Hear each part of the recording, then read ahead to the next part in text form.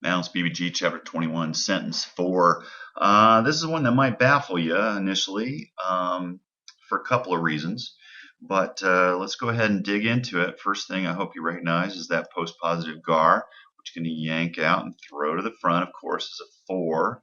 And then you got the verb and what looks like a subject. So, because you're looking at, the masculine plural nominative, so you're going to go, many men or any of that. But then the problem you're going to run into is you're going to look at this and you're going to go, okay, well, I recognize that. If I, you know, look at Amy and you kind of pull that apart, you go, okay, that's third plural, so that does have subject verb agreement if I were going to go with polloi. But the problem is that Amy is this equative verb that we generally think of as transitive, and if you just treat polloi as the subject, then you're going to run into the problem of saying for many were.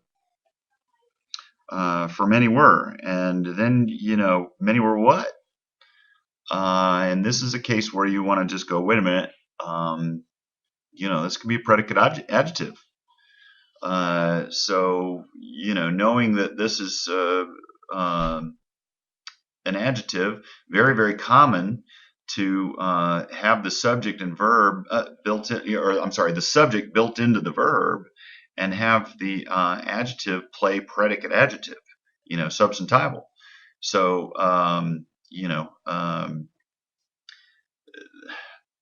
the best way to treat this, of course, is to do it that way and pull that into, pull the subject into the verb and say they were, for they were, and then treat this as a predicate adjective. They were many, and then you've got an entire sentence that makes sense, and you can have this function as a transitive verb. So hopefully that helps. But for they were many, and here you've got a verb and a direct object, and you hopefully see the augment. Hopefully, if you've done your memorization, you're looking at this and you're saying probably akalotheo.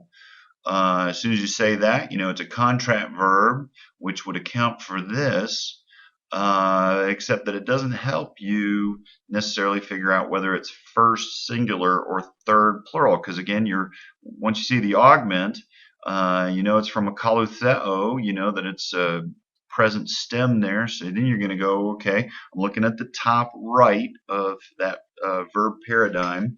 In terms of the quadrants, I'm going to look at the top right quadrant. I'm going to say, all right, given this and the fact that it's a contract verb, this is either first singular or third plural. Well, then you could say something like, for they were many and I was following him. You could do that. However, if you go with a third plural, then there's that connection between this verb and this verb, and then you can say something like, for they were many and they were following him, and you're talking about the same group in both clauses. So that of course makes a lot more sense to me, but with that, in the absence of anything else, you could argue that this is first singular and it wouldn't technically be wrong.